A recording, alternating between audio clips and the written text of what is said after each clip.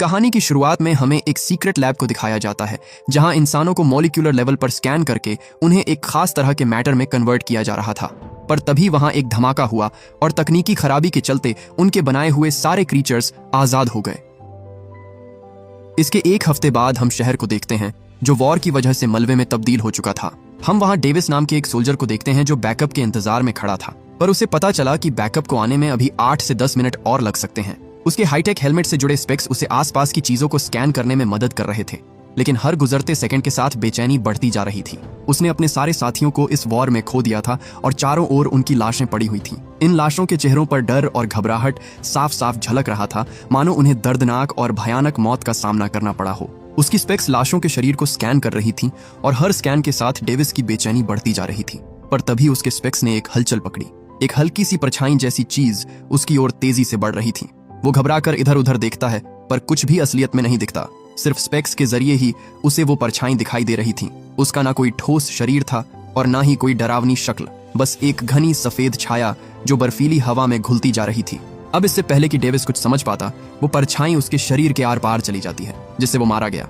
उसके चेहरे पर वही इमोशंस आ जाते हैं जैसा कि उन बाकी लाशों में था, और अब वो चीज अपने अगले शिकार की तलाश में आगे बढ़ चुकी थी। इसके बाद हम मार्क क्लाइन नाम के एक इंजीनियर को देखते हैं जो रोज की तरह कबाड़ के ढेर में कोई काम की चीज ढूंढ रहा था। क्लाइन एक फेमस इंजीनियर और साइंटिस्ट है जो आए दिन नई नई चीजों का आविष्कार करते रहता है। इस बार उसने एक ऐसा डिवाइस बनाया था जो पलक झपकते ही किसी भी चीज को भाप बना सकता था। कुछ लोग उसके इस आविष्कार को वेपन बनाने के लिए इस्तेमाल करना चाहते थे, पर क्लाइन हमेशा से अपने इन्वेंशंस का जंग में इस्तेमाल किए जाने के सख्त खिलाफ था। एक दिन क्लाइन जब अपनी लैब में काम कर रहा था, तभी उसके सीनियर उसे बताते हैं कि जनरल जेम्स ने तुम्हें अभी इसी वक्त मिलिट्री बेस पर बुलाया है, उन्हें तुम्हारी जरूरत है। लेकिन क्लाइन ने उन्हें जाने से मना कर दिया। उसने कहा कि मैं एक साइंटिस्ट हूं, न कि कोई सोल्जर, लड़ाई में मेरी कोई जगह नहीं है। लेकिन उसके सीनियर ने उस पर दबाव डाला, ये कहते हुए कि अगर वो नहीं आया तो हजारों सैनिक बेवजह मारे जाएंगे। उनकी ये बात सुनकर मार्क जाने के लिए राजी हो जाता है, पर उसकी शर्त थी कि वो वहां सिर्फ रिसर्च का काम करेगा। अगले दिन मार्क मिलिट्री बेस पर पहुंचता है जहां जनरल जेम्स ने उसका वेलकम किया। वो मार्क के साथ ऐसी खुफिया जानकारी साझा करने को तैयार थे जिसके बारे में दुनिया के कुछ चुनिंदा लोगों को ही पता था। उन्होंने मार्क को 5 अलग अलग कैमरों की वीडियो फुटेज दिखाई जो उनके सोल्जर्स ने मरने से पहले रिकॉर्ड किए थे। मार्क ने जब उसे गौर से देखा तो उसे उसमें कुछ जीव दिखाई दिए जो इस दुनिया के तो बिल्कुल नहीं लग रहे थे। आगे कुछ भी बताने से पहले फ्रैन मेडिसन नाम की CIA ऑफिसर उससे कॉन्ट्रैक्ट पर साइन करवाती है। उसमें साफ साफ लिखा था कि अगर उसने जानकारी बाहर किसी से भी साझा की तो उसे हमेशा के लिए जेल में डाल दिया जाएगा। मार्क के लिए ये एक बहुत बड़ा जोखिम था, लेकिन सच्चाई जानने की उनकी वैज्ञानिक जिज्ञासा ने उसे इस कॉन्ट्रैक्ट पर साइन करने को मजबूर कर दिया। जेम्स ने मार्क को बताया कि उनके सबसे काबिल सोल्जर ने उस रहस्यमयी चीज के करीब पहुंचने की कोशिश की थी, लेकिन बाद में हमें उसकी और उनकी टीम की लाशें अजीब हालत में पड़ी मिली। उनके इंटरनल ऑर्गन्स जम गए थे और उनके चेहरे पर एक अजीब सा डर था, मानो उन्होंने कुछ भयानक देखा हो। मेडिसन उसे बताती है कि जिन्होंने भी उन जीवों को देखा वो उन्हें घोस्ट ऑफ वॉर के नाम से जानते हैं, क्योंकि ये वॉर शुरू होने से पहले उनका इस शहर में नामो निशान नहीं था। हालांकि क्लाइन को अंधविश्वासों पर भरोसा नहीं था।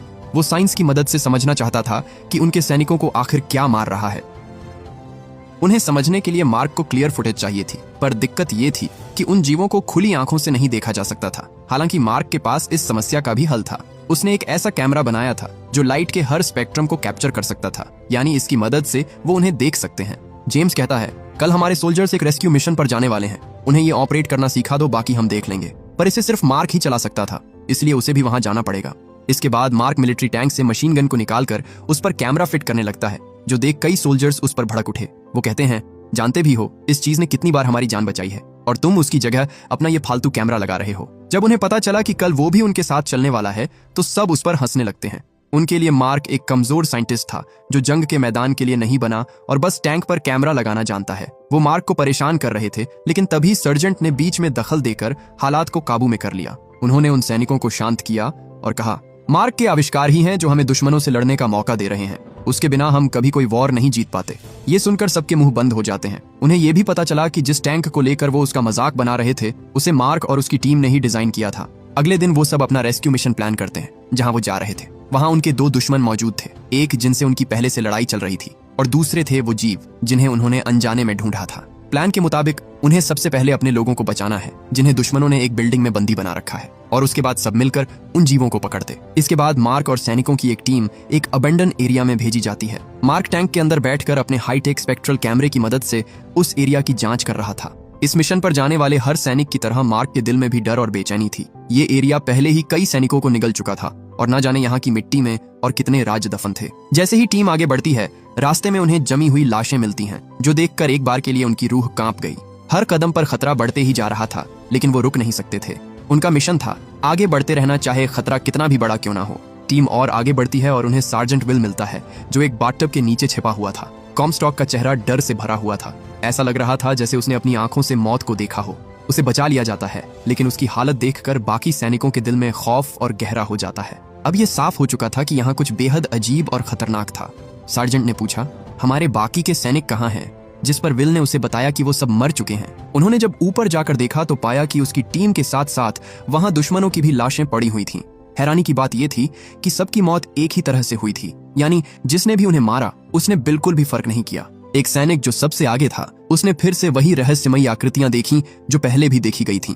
वो अपने गॉगल्स उतारने की कोशिश करता है, लेकिन मार्क ने कहा, गॉगल्स मत उतारो, बिना गॉगल्स के तुम उन्हें देख नहीं पाओगे। घबराकर उसने अपनी बंदूक से गोली चलाई, लेकिन गोलियों का उस पर कोई असर नहीं हुआ। वो चीज उसके शरीर के आर पार चली जाती है और बिना किसी घाव के वो सैनिक धराशायी हो गया। सार्जेंट ने तुरंत सभी सैनिकों को चेतावनी दी कि वो अपने गॉगल्स ना उतारें, लेकिन तब तक बहुत देर हो चुकी थी। एक एक करके सभी सैनिक मरने लगे। ये आकृतियां हवा की तरह चल रही थीं, अदृश्य मगर घातक। कोई नहीं समझ पा रहा था कि वो क्या थीं और ना ही उनके खिलाफ लड़ने का कोई तरीका था। मार्क सबको वापस आने को कहता है, लेकिन मैडिसन ने कहा, हम खाली हाथ नहीं लौट सकते। मार्क जानता था कि अगर यहाँ रहे तो उनमें से कोई जिंदा नहीं बचेगा, और बिल्कुल ऐसा ही होता है। बस कुछ ही पलों में उनके सारे सोल्जर्स मारे जाते हैं। मार्क जल्दी से अपने स्पेक्ट्रल कैमरा को टैंक से जोड़ता है, और जब कैमरे में फीड आई तो मार्क ने देखा कि ये आकृतियां इंसानों जैसी दिखती थीं। उनका सिर्फ कुछ हिस्सा ही कैमरे में दिखाई दे रहा था। ऐसा लग रहा था कि ये इंसान नहीं थे, बल्कि किसी दूसरे डायमेंशन से आई चीजें थीं।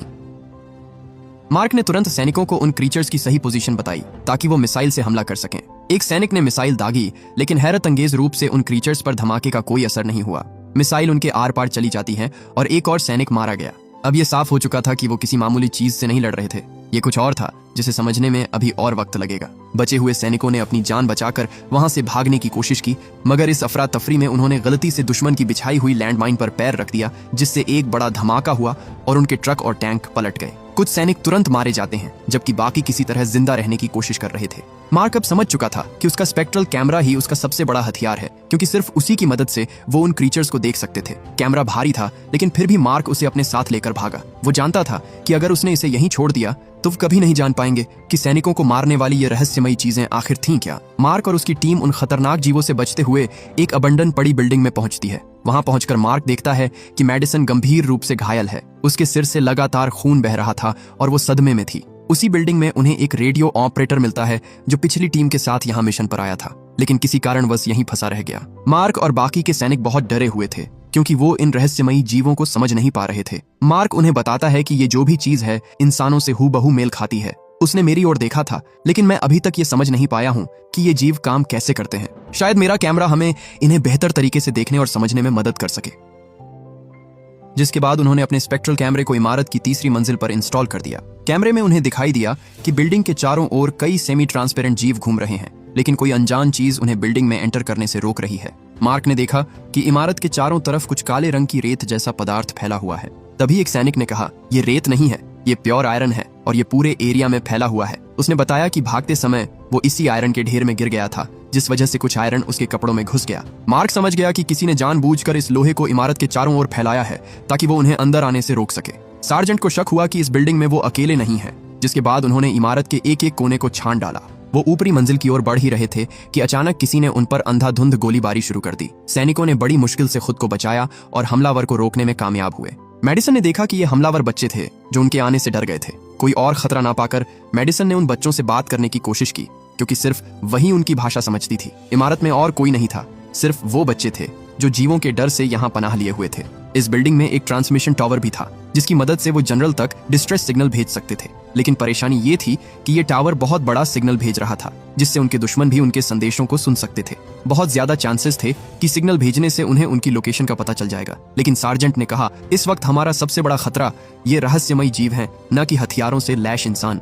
मार्क ने कहा, इन बच्चों से पूछो कि लोहे का घेरा इमारत के चारों ओर लगाने का आइडिया किसका था। जिस पर बच्चों ने जवाब दिया, ये हमारे डैड का आइडिया था। मार्क उनसे मिलना चाहता था, क्योंकि अगर ये आइडिया उनका है तो मतलब वो इन जीवों के बारे में हमसे कहीं ज्यादा जानते हैं। हालांकि बाद में उन्हें पता चला कि उसके डैड अब इस दुनिया में नहीं है। बिल्डिंग के चारों ओर घेरा बनाते वक्त उन जीवों ने उन्हें मार दिया था। मार्क को यह भी पता चलता है कि उसके डैड उसी पावर प्लांट में काम करते थे जहां से इन सारी मौतों का सिलसिला शुरू हुआ था। बच्चे बताते हैं कि ये जीव शांति नहीं पा सकते, वो जीवन और मृत्यु के बीच कहीं अटके हुए हैं और यही कारण है कि वो इतने हिंसक और अनस्टेबल हो गए हैं। उन्होंने अपने कैमरे की मदद से इन जीवों की गतिविधियों को और गहराई से समझने का फैसला किया। इसके साथ ही उन्होंने बच्चों को सुरक्षित रखने और उन जीवों से बचने के लिए एक ठोस योजना बनानी शुरू कर दी। उनके चारों ओर खतरा मंडरा रहा था, जिसके बाद जनरल ने अपने सैनिकों को बचाने के लिए टैंक्स और हेलीकॉप्टर्स भेजने का फैसला किया। लेकिन सुरक्षित निकलने के लिए उन्हें अभी कम से कम आधा मील और भागना था। ये आसान नहीं था, पर उनके पास कोई और ऑप्शन भी नहीं था। सिग्नल टावर का इस्तेमाल करने की वजह से अब दुश्मनों को उनकी लोकेशन का पता चल चुका था, इसलिए वो ज्यादा देर तक वहां रुक नहीं सकते थे। मार्क ने देखा कि इस बिल्डिंग में भी चारों तरफ आयरन डस्ट फैला हुआ था, जिसका इस्तेमाल वो हथियार बनाने में कर सकते थे। उसने तुरंत उन लोहे के कणों को इकट्ठा किया और उनसे ग्रेनेड, बम और छोटे कैप्सूल तैयार कर दिए। सर्जेंट ने कहा, मार्क, तुम हमें कवर देना क्योंकि सिर्फ तुम ही उन्हें देख सकते हो। पर मार्क के पास इससे भी बेहतर आइडिया था। वो उस कैमरे के पुर्जे पुर्जे खोलकर उसकी पोलैरिटी को चेंज कर देता है, जिससे वो एक खास तरह की टॉर्च में बदल गया, जिसकी रोशनी से उन जीवों को दूर तक देखा जा सकता था। उसने रेडियो के जरिए रेस्क्यू टीम को भी ऐसे ही कैमरे बनाने को कहा, ताकि वो भी उन जीवों को अपनी आंखों से देख सकें। मार्क ने अपने स्पेक्ट्रल कैमरे को एक पावरफुल सर्च लाइट में बदल दिया, जो बैटरी से चलता था। अगली सुबह मार्क ने जब टॉर्च की रोशनी चमकाई तो देखा कि वहां एक नहीं, दो नहीं, बल्कि सैकड़ों क्रीचर्स घात लगाए उनके बाहर आने का इंतजार कर रहे थे। ये जीव उनकी हर हरकत पर नजर रख रहे थे और जैसे ही वो बाहर निकले उन्होंने उनका पीछा शुरू कर दिया। उनकी रफ्तार इतनी तेज थी कि वो पलक झपकते ही उन तक पहुंच जाते हैं। आखिर में सोल्जर्स ने आयरन डस्ट से बने हथियारों का इस्तेमाल किया, जो हैरत अंगेज रूप से इन खतरनाक जीवों को रोकने में कारगर साबित हुए। मार्क उन्हें उनकी पोजीशन बताता है और सोल्जर्स उन पर फायर करते हैं। वो उन्हें रोकने में कुछ हद तक कामयाब हुए थे, पर वो जीव हवा की तरह तेज थे। वो लगातार आगे बढ़ते रहे और जल्द ही एक खुले मैदान में पहुंच गए। सभी लोग जल्दी से एक बस के अंदर छिप गए, लेकिन तभी मार्क की सर्च लाइट काम करना बंद कर देती है। मार्क ने उसे ठीक करने की कोशिश की, पर अफसोस उसकी बैटरी खत्म हो चुकी थी। वो पूरी तरह से अंधे हो चुके थे। अब कोई भी कहीं से भी उन पर हमला कर सकता था। पर तभी उन्होंने टैंकों की आवाजें सुनी, जो उन्हें रेस्क्यू करने पहुंच चुके थे। वो अपने साथ सर्च लाइट भी लाए थे। जैसे ही उन्होंने लाइट्स को उस इमारत की तरफ पॉइंट किया, वहां उन्हें ढेर सारे क्रीचर दिखाई दिए। सार्जेंट उन्हें बाहर निकलने से मना करता है, पर उन्होंने उसकी नहीं सुनी और उन पर फायरिंग शुरू कर दी। टैंक्स उन पर गोला दागते हैं, पर उसका उन पर कोई असर नहीं होता। कुछ ही पलों में हालात पूरी तरह बेकाबू हो गए और देखते ही देखते बचाने आए सभी सैनिक एक एक करके मारे गए। तभी उनमें एक जीव गलती से उनके टैंक से टकरा जाता है, जिससे इतना सॉलिड टैंक किसी डिब्बे की तरह पिचक गया। वो खुद को ऐसे देखता है जैसे उसने पहली बार इतनी ताकत को महसूस किया हो, जिसके बाद उसने टैंक को ऐसे कुचल दिया जैसे कि वो कोई टिन का डिब्बा हो। इसी अफरा तफरी में उस लड़की का छोटा भाई खो जाता है। वो ग्रुप से दूर अकेला खड़ा था। उसकी बहन उसे बचाने के लिए उसकी ओर दौड़ती है, पर वो उस तक पहुंच पाती उससे पहले ही उन जीवों ने उसे बेरहमी से मार डाला। उस बच्चे की मौत ने सभी को हिलाकर रख दिया। उनकी उम्मीदें टूटने लगी थी। लेकिन तभी वहां एक और रेस्क्यू हेलीकॉप्टर आ गया। सब फटाफट हेलीकॉप्टर में बैठ जाते हैं, पर वो जीव हवा को चीरते हुए उनकी ओर बढ़ रहे थे। जिसके बाद मार्क उन लोहे के कणों को हवा में बिखेर देता है, जिससे उन्हें भागने के लिए थोड़ा और वक्त मिल गया। उन्होंने देखा कि वो जीव अब शहर की ओर बढ़ रहे थे और अगर उन्हें नहीं रोका गया तो और भी जाने जाएंगी। सार्जेंट को पता चला कि उनका मिलिट्री बेस भी डिस्ट्रॉय हो चुका है। जिसके बाद वो हेलीकॉप्टर उन्हें एक रिफ्यूजी कैंप में लेकर जाता है, जो फिलहाल उनके छुपने के लिए सुरक्षित जगह मानी जा रही थी। सार्जेंट बोला, मैंने पता किया कि ये बंकर 20 फीट मोटे स्टील और कंक्रीट से बना हुआ है। मुझे नहीं पता ये चीज हमें कब तक सुरक्षित रखेगी, लेकिन एक बात पक्की है कि यहाँ खाने के लिए खाना और पीने के लिए पानी है, इसलिए जितना ज्यादा हो सके उतना ज्यादा राशन बटोरो। उधर मार्क उस बच्ची को डॉक्टर के पास ले जाता है, क्योंकि उसका बायां कंधा टूट गया था। मार्क कहता है, मुझे तुम्हारी मदद चाहिए। मुझे जानना है कि तुम्हारे डैड इस चीज के बारे में और क्या क्या जानते थे। जिस पर बच्ची ने उसे बताया कि उसके डैड उस पावर प्लांट में सिरेमिक के कंटेनर्स बनाया करते थे। जल्द ही वहां जनरल जेम्स भी पहुंच गया, पर उनके चेहरे पर खौफ साफ देखा जा सकता था। उनकी सेना के 240 सैनिकों में से अब सिर्फ 19 सैनिक ही बचे हैं। उन्होंने कहा, हमारे पास कोई प्लान नहीं है। इनसे ना तो भागा जा सकता है और ना ही इन्हें रोका जा सकता है। हमारे हथियार इनकी ताकतों के आगे कुछ मायने नहीं रखते। अपने जनरल को इतना परेशान देखा बाकियों की हिम्मत भी टूट जाती है, क्योंकि किसी को नहीं पता था उस चीज को कैसे रोका जाए। मार्क कोने में बैठा उन सब की बातें सुन रहा था, पर तभी उसके दिमाग में एक जबरदस्त आइडिया आया। वो बोला, शायद मैं जानता हूं कि ये चीज क्या है। हमने अभी तक उन्हें ऐसी ऐसी चीजें करते हुए देखा है जो हमारी सोच से परे है। वो दीवार के पार जा सकते हैं, खुली आंखों से दिखाई नहीं देते और अगर किसी को छू ले तो उसे तुरंत ही मार देते हैं।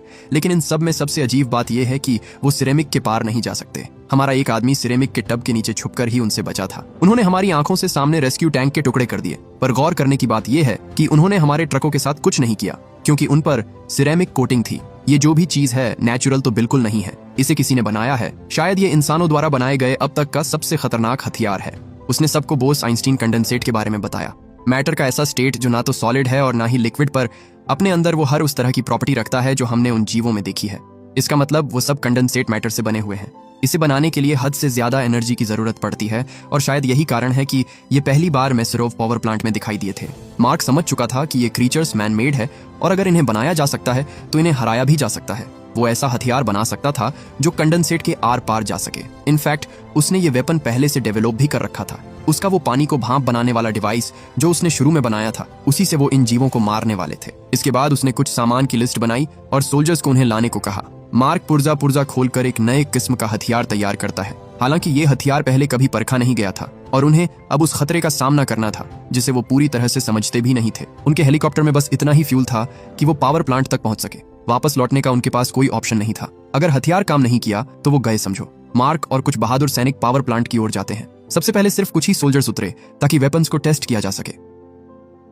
रास्ते में उनका सामना उन्हीं में से एक क्रीचर से हुआ।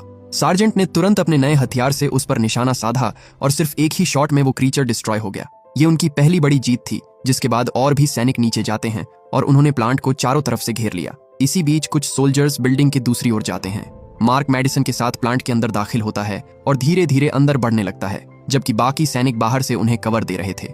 मार्क ने एक सीक्रेट लैब का दरवाजा खोला और वहां उन्होंने जो देखा उसे देखकर उनके पैरों तले जमीन खिसक जाती है। मार्क का शक सही था। वहां एक पूरी की पूरी असेंबली लाइन चल रही थी जिसमें इंसानों को मॉलिक्यूलर लेवल पर स्कैन करके उन्हें बोस-आइंस्टीन कंडेंसेट से रिजनरेट किया जा रहा था। आगे बढ़ते हुए उन्हें एक और दरवाजा मिला जिसके पीछे उन्हें सैकड़ों जिंदा इंसान मिले जिन पर एक्सपेरिमेंट करके उन्हें कैद कर दिया गया था। लेकिन उनमें से आधे से ज्यादा लोग किसी तकनीकी खराबी के चलते आजाद हो गए। वहां उन्हें एक साइंटिस्ट की लाश मिलती है जिसके हाथ में एक लिवर खींचने का टूल था। मार्क समझ गया उसने जरूर उन्हें रोकने की कोशिश की होगी, पर इस दौरान वो मारा गया। मेडिसन उनके मैनुअल को पढ़ने की कोशिश करती है, पर अलग भाषा में लिखी हुई होने की वजह से उसे थोड़ा बहुत ही समझ आता है। वहीं दूसरी ओर सोल्जर्स अपनी जी जान लगाकर उन क्रीचर्स से फाइट करते हैं और कियों वो मारने में कामयाब भी हुए। पर उन्हें जल्द समझ आ गया कि उन्हें मारा नहीं जा सकता, क्योंकि उन पर किया गया हर हमला उन्हें और एनर्जी दे रहा था। जल्द ही सारे मरे हुए जीव फिर से जिंदा हो उठे। इस बार वो एक एक कर नहीं लड़ते, बल्कि सबने मिलकर एक बड़ा और भयानक रूप ले लिया। सारे सोल्जर्स मारे जाते हैं जो देख सार्जेंट ने एक आखिरी हमला करने की सोची। उसने सभी के वेपन्स उठाए और सबकी एनर्जी को एक ही गन में कंसंट्रेट कर दिया। उधर मार्क को इमरजेंसी शटडाउन प्रोसेस समझ आ गया था। इंस्ट्रक्शन के अकॉर्डिंग उसे सभी ब्रैकेट्स को हटाकर लीवर को खींचना होगा ताकि उनकी पावर सप्लाई रोकी जा सके। मार्क ऐसा ही करता है। वो एक एक ब्रैकेट खोलने लगा, पर ये देख वो क्रीचर्स गुस्सा हो जाते हैं और उन्होंने अपने कांच के चैम्बर्स को तोड़ना शुरू कर दिया। बाहर निकलते ही उन्होंने मार्क को मारने की कोशिश की, पर मेडिसन उसे बचा लेती है। मार्क ने लगभग सब कुछ कर दिया था, पर जब उसने आखिरी लीवर खींचने की कोशिश की तो पता चला कि वो जाम हो गया है। वो अपनी पूरी ताकत लगाकर उसे नीचे लाने की कोशिश करता है, पर तभी सार्जेंट ने उन क्रीचर्स के झुंड पर अपना आखिरी हमला किया, जिससे इतना बड़ा धमाका होता है कि सारे कांच के चैम्बर टूट गए और सब आजाद हो गए। वो मार्क को छूने ही वाले थे, पर समय रहते मार्क ने लीवर खींच दिया, जिससे पावर सप्लाई बंद हो जाती है। जैसे ही ये हुआ, सारे क्रीचर्स अचानक से फ्रीज हो गए। उनमें अब बिल्कुल भी हलचल नहीं हो रही थी। उधर सार्जेंट से लड़ रहे क्रीचर्स भी एकदम से रुक जाते हैं, जो देख सार्जेंट समझ गया कि हम जीत चुके हैं। मेडिसन मार्क को यहाँ से निकलने को कहती है, पर तभी उनकी नजर एक और दरवाजे पर पड़ी और जब वो उसके अंदर गए तो वहां उन्होंने देखा कि उन जीवों को न सिर्फ असली इंसानों से बनाया जा रहा था, बल्कि उन्हें कंट्रोल भी किया जा रहा था। वो हिंसक थे नहीं, बल्कि उन्हें हिंसक बनाया गया था। मार्क समझ गया कि वो ना तो पूरी तरह जिंदा है और ना पूरी तरह मरे हुए। वो ऐसी अवस्था में फंसे हुए हैं जहां से निकलना नामुमकिन है। मार्क से ये देखा नहीं जाता और वो केवल खींचकर उस पोर्ट को डिस्ट्रॉय कर देता है जो इन्हें इस स्टेट में रखे हुए था। वो बाकियों के साथ भी यही करने जा रहा था, पर मेडिसन उसे रोक लेती है। वो कहती है कि अगर उन्होंने सब कुछ नष्ट कर दिया तो कोई उनकी बातों पर विश्वास नहीं करेगा। पर मार्क जानता था कि अगर ये टेक्नोलॉजी इंसानों के हाथ लगी और उन्होंने इसे समझ लिया तो वो ऐसे और सोल्जर्स बनाएंगे और ये दुनिया को खत्म कर देगा। इसके बाद दोनों ने मिलकर वहां मौजूद हर एक पोर्ट को डिस्ट्रॉय कर दिया और सारी रिसर्च को आग के हवाले कर दिया ताकि इन्हें दोबारा ना बनाया जा सके। बचे हुए सैनिक बेस पर वापस लौट आते हैं और एक नए दिन की शुरुआत होती है। अगले रोज जब मार्क अपने कैंप से बाहर निकला तो उसने देखा कि सोल्जर्स फिर से पावर प्लांट में जा रहे थे। मेडिसन उसे बताती है कि हमने एक नई रेस शुरू कर दी है। अब सभी ताकतवर देश उस टेक्नोलॉजी को सबसे पहले पाने की कोशिश करेंगे ताकि उस पर अपना हक जता सके, क्योंकि जो भी इस टेक्नोलॉजी पर कंट्रोल पा लेगा वही पूरी दुनिया पर राज करेगा। लेकिन फिलहाल मार्क का काम अब पूरा हो चुका था। अब वो तब लौटेगा जब उन्हें उसकी फिर से जरूरत होगी। मार्क मुस्कुराते हुए बेस से बाहर चला गया और इसी के साथ ये मूवी यहीं खत्म हो जाती है।